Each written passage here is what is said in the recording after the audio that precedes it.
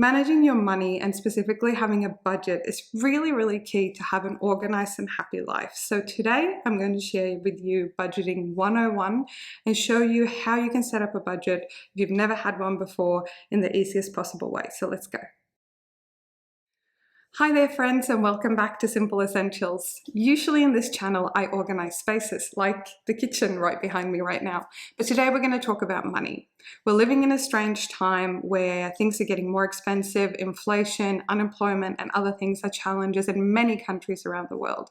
And having a budget is by far the best way to stress a lot less and understand what's going on with your finances and where you might be able to save a little bit. So even if you've never had a budget before, we're going to hop straight in and I'm going to show you the system of budgeting that I use that anyone can get started with in just a few minutes. So let's dive in. So I'm happy to share all this stuff with you for free, including my budget template that I'm about to show you, but it goes without saying that this is general advice on how to set up a budget. Your situation is unique to you, and I really recommend that you chat to your bank or a financial advisor to work out any changes you are making to your situation. But without further ado, let's dive into how I do my budgeting. So a zero-sum budget is something that kind of blew my mind, and I'll show you exactly how I do a zero-sum budget. But essentially you take your salary or your income, which can be one or several streams of income, minus any fixed or variable costs, and budgeting in for your savings, or if you are in debt, you might be paying off debt. But you want to make sure to budget that into your budget so that you know every single month roughly where all your money is going to go. So as you can see here on the screen, we've got salary. We've got fixed bills, which include things like a mortgage payment or your rent if you are renting, insurance, phone, internet, basically the costs that you know that you have every single month or every single quarter. For example, if you get a water bill every 3 months, you can average it out and split it by 3 months just to work out your cash flow.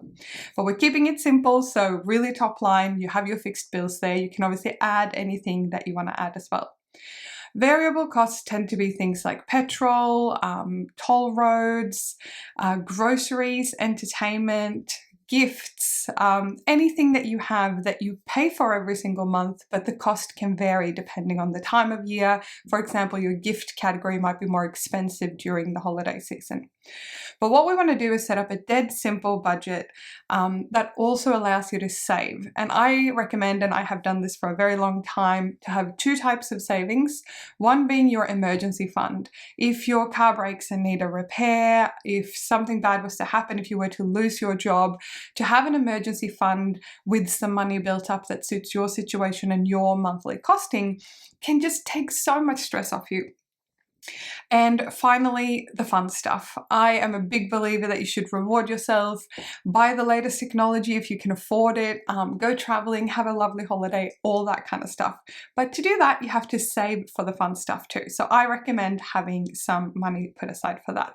So let's dive into what this could look like potentially for you. So on the screen, we've now put some numbers in. So let's pretend that you, the person who's doing this budget, that their salary is $2,500 a month. So that's what you get into your account. We then want to deduct all the fixed bills. So these are just made up costs that I've added to show this example.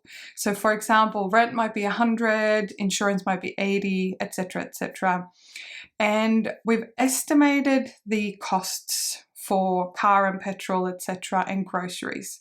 By the way, the best way to work out what these costs are is to take your bank statement or log into your online banking and look at the last month or two and look at on what you spent in average. If that's an amount that you are comfortable with and that's realistic, that's the number you put in for groceries, for example. If you're noticing that you've been spending way more than you want to and you want to tighten it up, set a goal budget here. So you could do, look, I've spent $500 a month on groceries. That's way too much for me and my family. I'm going to tighten that down to $300. So essentially, these costs come from what you're currently spending your money on and also your goals.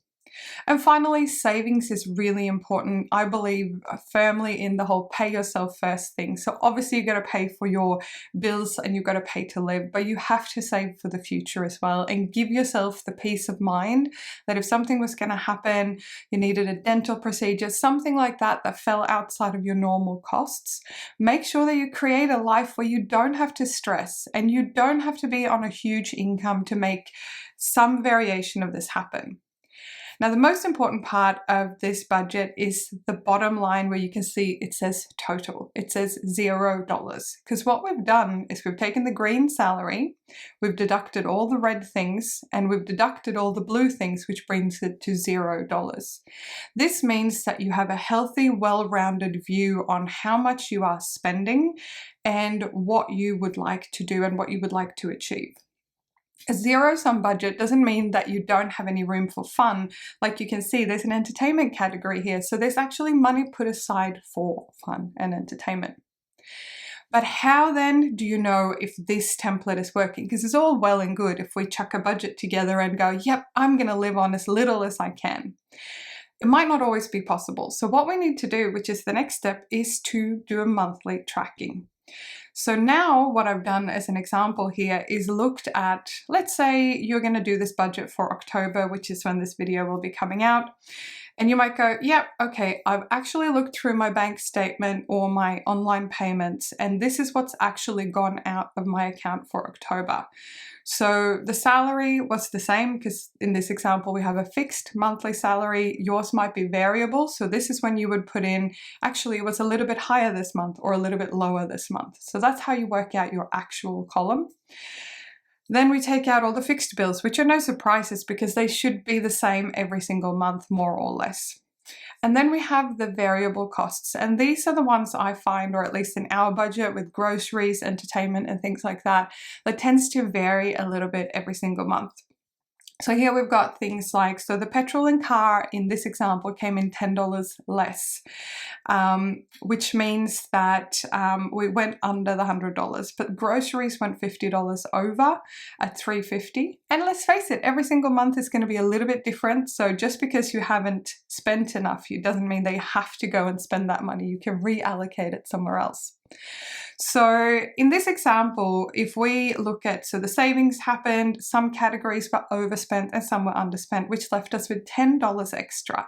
Now, my recommendation for the $10 extra, if you have extra money, is to put it into one of your savings accounts. So either put it in the fun stuff savings and top that up a bit extra, or your emergency fund, depending where you're at.